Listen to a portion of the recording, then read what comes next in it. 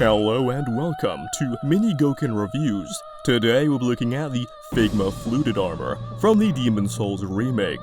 Before we begin, I need to inform you that this was sent to me for free by HobbyLink Japan. More on that later.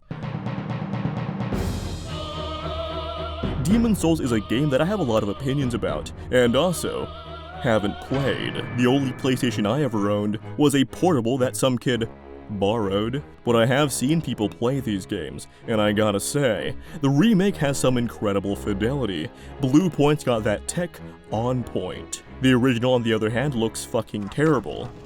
In the best way possible. There's something disturbingly oppressive and atmospheric about it that's missing in the Demon's Souls remake, or as I like to call it, Demon's Souls without the soul. Just compare the intros. Things go from bad to worse to... oh fuck. In the remake, things are manageable, but he gets back up and finishes the job. Then there's a dragon. This is actually really fitting for Dark Souls.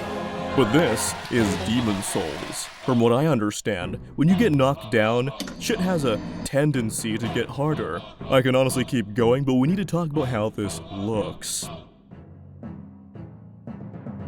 For some reason, when talking about medieval knight armor, a usually dormant part of my brain activates, and I start caring about historical accuracy and practicality. Hopefully I don't get too much wrong. In order to talk about this design, we must ask the question, what is a flute? Basically, it's a decorative thing where you add grooves to stuff. See this Roman column? That's a flute. So this armor is definitely fluted, but now we need to talk about fluted armor. Fluted armor, which I think is the same thing as Maximilian armor, is a 16th century German plate armor, characterized by the fluted detail on its plates. It was the fashion soles of real, as it was made to conform to the fashion of the time. It may have also increased protection, but at minimal it didn't hinder it. It certainly didn't come with the disadvantages of engravings. I will, however, defend this. The actual set in-game has, I think, etchings rather than engravings, which has a negligible effect on practicality, and the figure adapts these details by sculpting them, making it more visually appealing for this size. What I won't defend is these flutes. These look nothing like they do in actual fluted armor, and looked more believable on the original design. Okay, that's enough talk about flutes. If you want to hear me talk about glutes, tune in for a later review. I'm waiting on a part. However, a few more design complaints. The helmet on the original was definitely more funny looking, but actual fluted armor was funny looking. And while this is more realistic, the original is a lot more striking and interesting. I wish this came with the original helmet, which is in the game. But considering Bluepoint decided fuck the original art style and made the proportions more realistic, it might just look weird. The chest part of this is also kind of weird. It's less impractical than boob armor, but you might be surprised to hear that flat chest armor is also impractical. Generally, you want this dome shape for better impact protection. Alright, that's a lot of negativity. Do I like this? No. I like it a lot. Yes, I have complaints. Yes, I prefer the original, but this is by no means a bad design, and the presentation here is really appealing to me. Sculptwork is fantastic and shockingly crisp.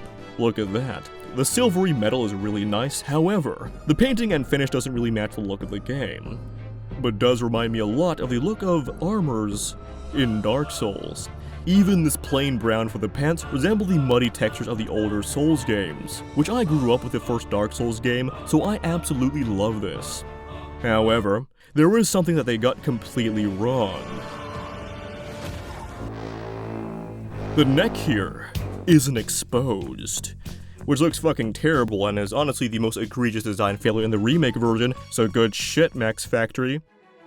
It's about time to talk about articulation, and this is a figma. Yet somehow, the articulation here is some of the best I've seen on one, and even manages to be on par with recent Essex figure arts, which is great. Motherfucker needs to roll. The Figma line is getting pretty old, so it's gone through a lot of joint replacement. A lot of the joints that in older Figmas would just be Figma joints are now either ball joints, or double joints, or even double ball joints. And something I've always preferred about Figmas is the plastic tends to feel a lot more weighty and substantive compared to its contemporaries. This is no different, making it the best of both worlds. Joints also feel great to handle, but I'd be wary of differences in quality control. Not every copy will be like mine. If I had to complain, the shoulder articulation could be better. Having the pauldrons be on a double ball joint would have more range. But such a mechanism might take up space to the point it looks weird. Anyway.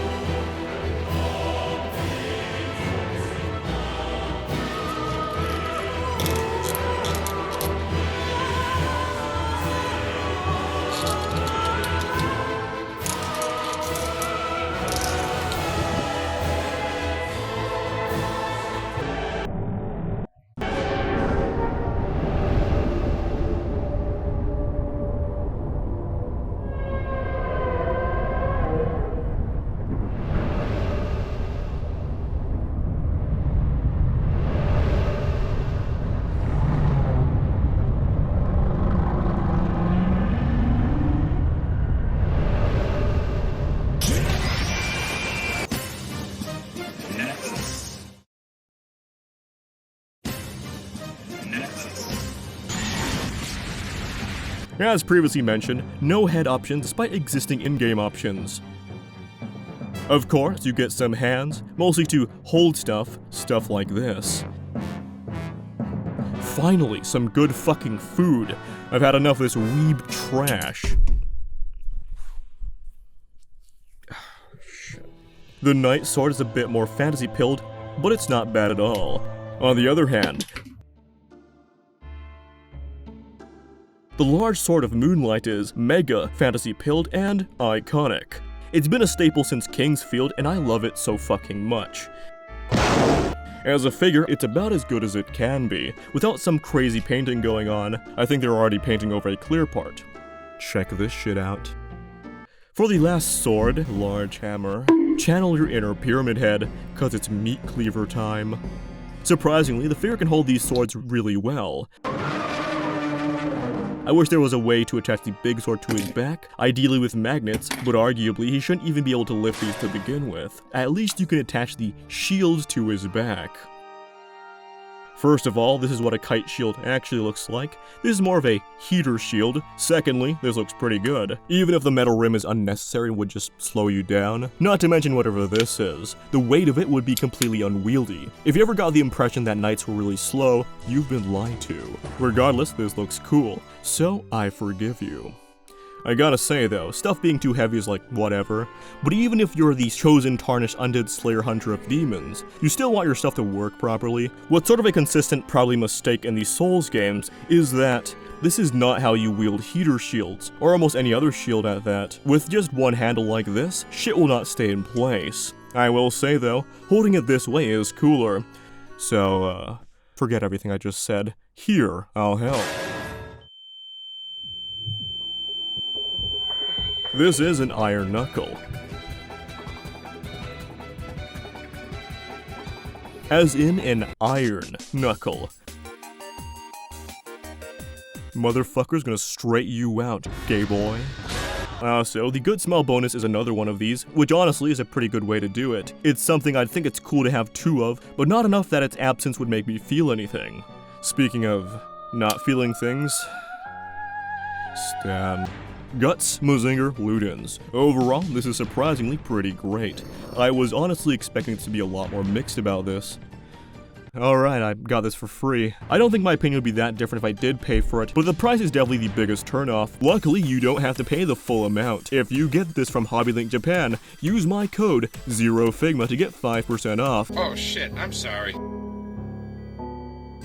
This also works for any in-stock Figma on the site, and if you currently own 0 Figmas, after you get your first, you can enter code 1Figma, and it won't work. That's about it, thank you to the patrons. Chorus, laugh at this fucking dumbass. Big thanks to HobbyLink Japan for sending this figure. They're a pretty reputable figure site, so it's pretty cool to work with them. Of course, thank you to Photon Lab Reviews for their recording contributions, and I'll see y'all next time. It's macabre.